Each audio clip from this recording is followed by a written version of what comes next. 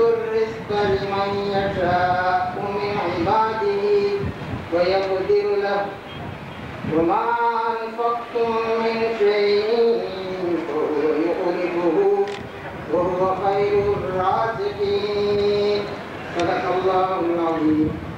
நபியே, மக்களை பார்த்து நீ கூறும், நிச்சயமாக என் இறைவன் தன் அடியார்களில் தான் நாடியவர்களுக்கு வாழ்க்கை வசதிகளுக்கு தேவையான பொருள்களை விரிவுபடுத்திக் கொடுத்துள்ளார். அதே சமயத்தில் மற்றும் சிலருக்கு அளவோடு சுருக்கிக் கொடுக்கிறான். ஆகவே நீங்கள்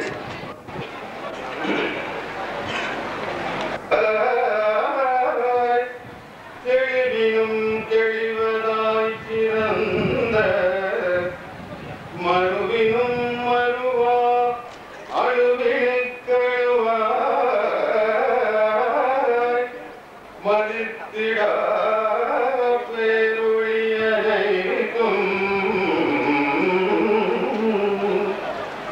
பொருவினும் பொருவா வடிவினும் வடிவாய் பொருவினும் பொருவா வடிவினும் வடிவாய் ஊதலத்துறைந்த பல்லுயிரின் கருவினும் கருவாய் பெருந்தலம் புரந்த கருத்தனை பொருத்துதல்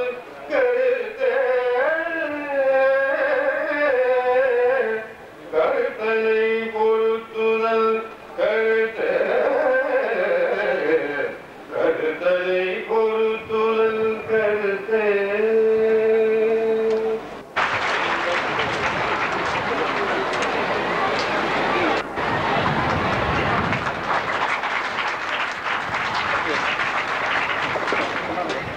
அல்ஹாஜ் ஜனாப் AM சையத் அப்துல் காதர் அவர்கள் கைத்தறி அமைச்சர் மாண்புமிகு திரு தங்கவேல் அவர்களுக்கு பொன்னாடி போற்றுவார்கள்.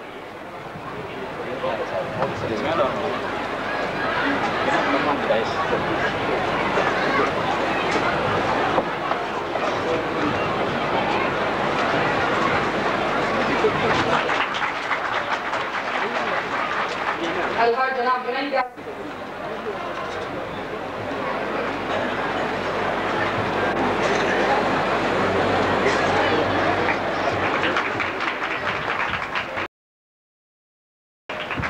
அல்ஹாஜ் ஜனாப் தைக்காலபே அவர்கள் பொருளாதார ஐக்கிய பேரவையின் தலைவர் அல்ஹாஜ் ஜனாப் AM ஷம்சுதீன் சாஹிப் அவர்களுக்கு பொன்னாடி போற்றுவார்கள்.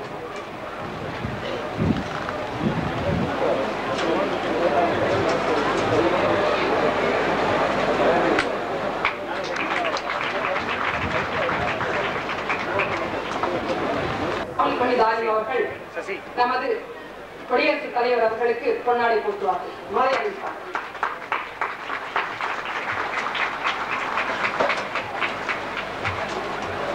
மாண்புமிகு அமைச்சர் பொன்முடி அவர்களுக்கு மாலை அணிவிப்பார்கள். பொன்னாடை அணிவிப்பார்.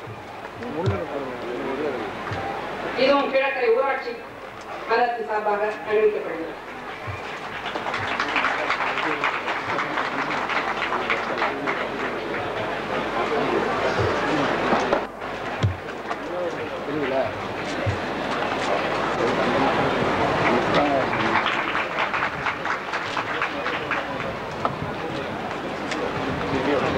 சீவகாதி அறக்கட்டளையின் ஊழியர்கள் தங்களுடைய நன்றி கடனை இந்த பொன்னான நாளில் காண்பிக்கும் வகையில் இந்த சீவகாதி அறக்கட்டளையின் நிறுவனத்தின் தலைவர் அவர்கள் அல்ஹாஜ் ஜனாப் அப்துல் காதர் சாஹிப் அவர்களுக்கு பொன்னாடி போற்றுவார்கள். தமிழகம் மாத்திரமல்ல, இந்திய திருநாட்டில் 20 ஆண்டு காலமாக அறப்பணியாற்றி வரும் சீதக்காதி நிறுவனத்தின் தலைவர் தைகாப்பா அவர்களுக்கு சீதக்காதி அனைத்து நிறுவனங்களில் பணியாற்றுகின்ற பணியாளர்களின் சார்பாக நன்றி கடனை உரித்தாக்கும் முகத்தான் இந்த பொன்னாடையை காணிக்கையாக சமர்ப்பித்துள்ளோம்.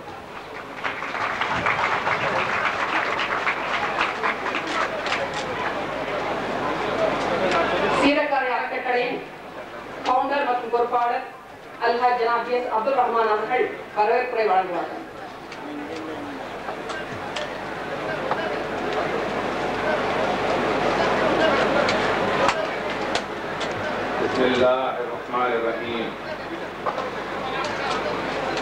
இந்திய திருநாட்டிற்கு தமிழகம் தந்த தலைமகனார் மேன்மைமிகு ஆர் வெங்கட்ராமன் அவர்களே, தங்களை நானும் எனது மனைவியாரும் தலைநகரில் சந்தித்து நகர்ப்புற மருத்துவ வசதிகள் பாரதத்தின் இதயப்பிடமான கிராமங்களிலும் கிடைக்க வேண்டும் என்ற நோக்கத்தில் அமையப்பெற்றுள்ள இம்மருத்துவமனையின் பணிகளை எடுத்துரைத்து சிறப்பு மிகு இவ்விழாவிற்கு வருகை தர அழைத்த போது தாங்கள் மனமுவந்து இவ்விழாவிற்கு வருகை தர சம்மதித்து எங்களுக்கும் எமது சிறக்கால அறக்கட்டளையினருக்கும் கிடைத்த பெரும் பேராகும். இதற்காக தங்களை எவ்வளவு நாங்கள் புகழ்ந்தாலும் அது மிகையாகாது.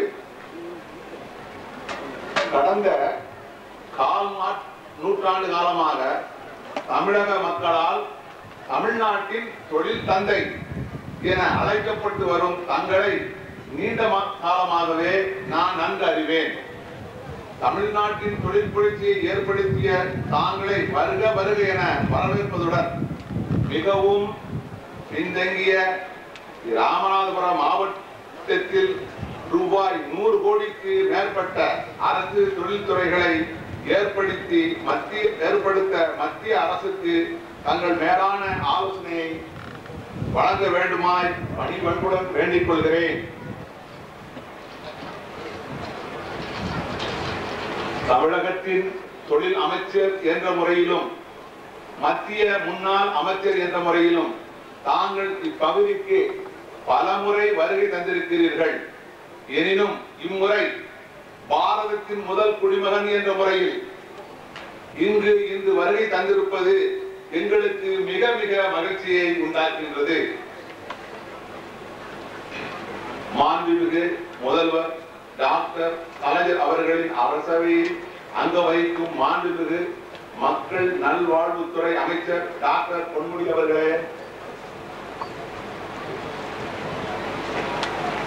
தங்களை வருக வருக என வரவேற்பதில் இம்மருத்துவமனையை சார்ந்த நாங்கள் அனைவரும் பெருமிதம் அடைகிறோம்.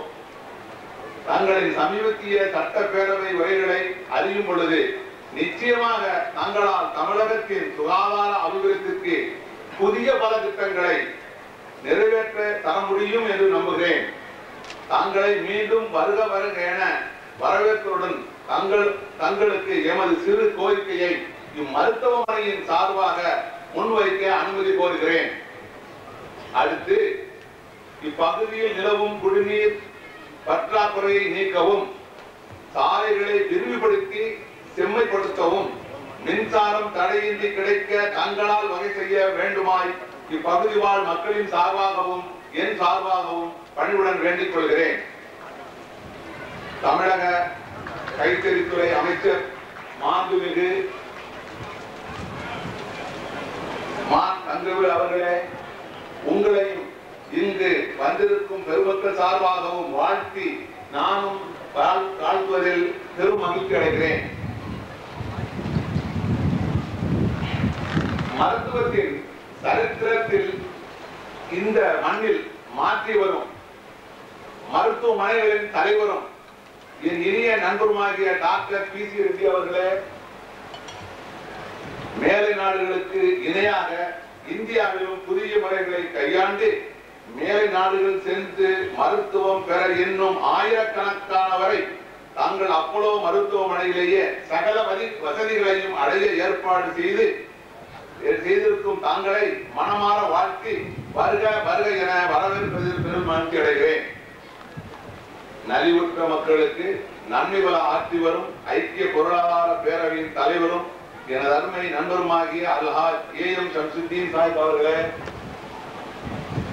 மேன்மைமிகு குடியரசுத் தலைவர் அவர்களின் பிறப்பிடத்திற்கு வெகு அருகில் உள்ள அதிராம்பட்டினத்தில் சிவா மருத்துவமனையை நிறுவி பொதுமக்கள் அனைவரும் பயன் தரும் வகையில் நடத்தி வரும் தாங்கள் இந்த விழாவில் பங்கேற்றிருப்பது மிகவும் பொருத்தமாகும். தங்களை மனமு வந்து வரவேற்பதில் பெரும் மகிழ்ச்சி அடைகிறேன். மேலும் மதிப்புக்குரிய நாடாளுமன்ற சட்டமன்ற உறுப்பினர்களே, இங்கு குழுமியிருக்கும் டாக்டர் பெருமக்களே, கீழக்கரையின் அனைத்து ஜமாத்தார்களே, இதர சகோதரர்களே, நண்பர்களே, சுற்றுப்புற ஊர்களில் இருந்து வந்திருக்கும் நண்பர்களே, பெரியோர்களே, தாய்மார்களே, அரசுத்துறை அதிகாரிகளே, உங்கள் அனைவரையும் வருக வருக என உளமாற வாழ்த்தி வரவேற்பதில் பெரும் மகிழ்ச்சி அடைகிறேன். நன்றி. Honorable Honorable Minister, respected Dr. P.C. Reddy, Alhaj A.M. Shamsuddin, President of the United Economic Forum, and esteemed guest. As the chairperson of this medical center, it is my privilege to present a report of our activities in this hospital. The Sida Qadi Trust, a non-profit philanthropic institution, has built this hospital with the sole aim of providing the poor and needy rural population the same modern healthcare services which is available only in the cities. Kizhakkarai in the Ramanathapuram district is backward in many respects. The need for a good hospital equipped with good medical staff and other facilities has been a long-felt need. We believe that this hospital will prove a great blessing to the rural population. Those specialized in obstetrics and gynecology and pediatrics, we also attend to general medical and surgical emergencies. This is a 60-bedded hospital housing 4 VIP rooms, 8 deluxe rooms, 10 special rooms, 14 semi-privacy rooms, 24-bedded general wards. We possess all the sophisticated modern equipment such as Aloha model scanner from Japan, the first of its kind to be installed in Tamil Nadu. Besides, we have the latest X-ray machine, laparoscopy, Doppler, blood autoanalyzer, centralized oxygen and nitrous oxide supply, ECG and physiotherapy equipments, etc. This hospital has 2 spacious modern air-conditioned operation theatres, much unlike the theatres of leading teaching hospitals in metropolitan cities. Our hospital possesses fully equipped clinical laboratory and intensive care unit, 24 hours pharmacy and a canteen. We have a plan to start a training center for paramedical staffs very soon. On the roads, we have 7 doctors specialized in various fields serving in this hospital. 7 qualified nurses, a matron, paramedical staff like FNAs, MNAs, lab technicians, radiographers and theatre assistants help the doctors in running this hospital. We face great difficulty in running this well-equipped hospital because of the unwillingness of the specialist medical officers to come to such a rural place like this, since most of them love to serve only in big cities. We hope that this trend will change and the government will take suitable actions to rectify it. I hope many more trusts and organizations would come forward to establish such hospitals in rural and needy areas. It is our desire and firm expectation that this institution will become indeed a modern and a model medical center. Thank you.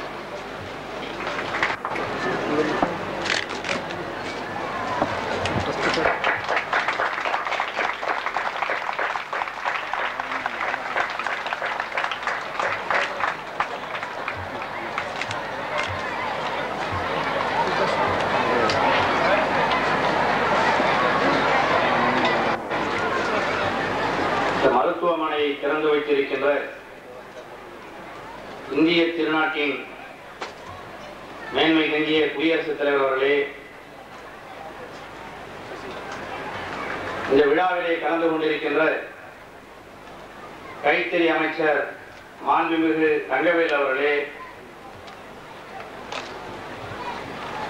இந்த மருத்துவமனையை உருவாக்கி இருக்கின்ற சீதா காதி அறக்கட்டளையினுடைய தலைவர் அப்துல் காதர் அவர்களே, இதை நிறுவனரான அப்துல் ரஹ்மான் அவர்களே, இந்த விழாவிலே கலந்து கொண்டு உரையாற்றவிருக்கின்ற டாக்டர் P.C. ரெட்டி அவர்களே, டாக்டர் ரஹமதுல்னிசா அப்துல் ரஹ்மான் அவர்களே, இந்த விழாவிலே கலந்து கொண்டிருக்கின்ற சட்டமன்ற உறுப்பினர்களே, இந்த கீழக்கரையினுடைய பஞ்சாயத்தை சார்ந்த தலைவர்களே, துணைத் தலைவர் அவர்களே, இந்த கிராமத்தை சார்ந்த பெரியோர்களே, தாய்மார்களே, உங்கள் அனைவருக்கும் என்னுடைய நன்றி கலந்த வணக்கத்தை தெரிவித்துக் கொள்கின்றேன். தமிழகத்தின் கிராமப்புறங்களிலே எல்லாம் மருத்துவ வசதிகளை செய்து கொடுக்க வேண்டும் என்று அரசு முயற்சிகளை எடுத்துக்கொண்டாலும் அவைகள் அனைத்தையும் அரசே செய்ய முடியுமா என்பது இன்று கேள்விக்குறியாக உள்ளது. அப்படிப்பட்ட ஒரு சூழலில் கிராமப்புற மக்களுக்கு மருத்துவ சேவையை செய்ய வேண்டும் என்ற எண்ணத்தோடு அனைத்து நவீன வசதிகளும் பொருந்திய ஒரு சிறப்பான மருத்துவமனையை சீரக்காதி அறக்கட்டளை நிலைய நிறுவனத்தார் இங்கே உருவாக்கி இருப்பதைக் கண்டு நான் பெருமகிழ்ச்சி அடைகின்றேன். இது போன்ற நவீன கருவிகளை கொண்ட மருத்துவமனைகள் கிராமப்புறங்களிலே, அதுவும் குறிப்பாக கீழக்கரை பகுதி கிராமப்புறம் மட்டுமல்ல, ஒரு ஒதுக்குப்புறமாக அமைந்திருக்கின்ற பகுதி கூட, இது போன்ற பகுதிகளில் இது போன்ற மருத்துவமனைகள் நிறுவப்படுவதன் காரணமாக நகர்ப்புறங்களுக்கு வருகின்ற, நகர்ப்புறங்களிலே இருக்கின்ற மருத்துவமனைகளுக்கு வருகின்ற கூட்டம் குறையும் என்பதை நாம் தெளிவாக உணர முடியும். ஆகவே கிராமப்புற மக்களுக்கு அவர்களுடைய தேவையை அவர்கள் வாழ்கின்ற இடத்திலேயே நிவர்த்தி செய்து வைக்கின்ற வகையில் இது போன்ற மருத்துவமனைகளை, இது போன்ற நிறுவனங்கள், சீரக்காதி அறக்கட்டளை போன்ற பல்வேறு சமூக நல நிறுவனங்கள் ஆங்காங்கே உருவாக்கி செயல்படுத்துவார்கள் என்று சொன்னால் அது அரசாங்கத்தினுடைய பணியை மேலும் குறைப்பதாக அமைந்திருக்கும். ஆகவே இது போன்ற பொதுப்பணிகளில் இது போன்ற நிறுவனங்கள் இந்த பகுதியில் மட்டுமின்றி அனைத்து பகுதிகளிலும் உருவாக வேண்டும் என்ற என்னுடைய அவாவினை தெரிவித்துக் கொள்கின்றேன். நேற்று சென்னையிலே உரையாற்றிய குடியரசுத் தலைவர் அவர்கள் நகர்ப்புறங்களிலே மருத்துவ வசதிகள் அதிகம் இருந்தாலும் கூட கிராமப்புறங்களிலே இது போன்ற வசதிகள் இல்லாததை சுட்டிக்காட்டி இது போன்ற தனியார் நிறுவனங்கள், சமூக நல மன்றங்கள் இது போன்ற மருத்துவமனைகளை ஆங்காங்கே உருவாக்க வேண்டும் என்பதை சுட்டிக்காட்டினார்கள். அவருடைய எண்ணத்திற்கு ஏற்ப தமிழக முதல்வர் அவர்களும் தமிழகத்தின் 20,000 மக்களுக்கு ஒரு ஆரம்ப சுகாதார நிலையத்தை உருவாக்க வேண்டும் என்ற கொள்கையின் அடிப்படையில் இன்று கிராமப்புறங்களிலே எல்லாம் ஆரம்ப சுகாதார நிலையங்கள் உருவாக்கப்படவிருக்கின்றன. அவ்வாறு பல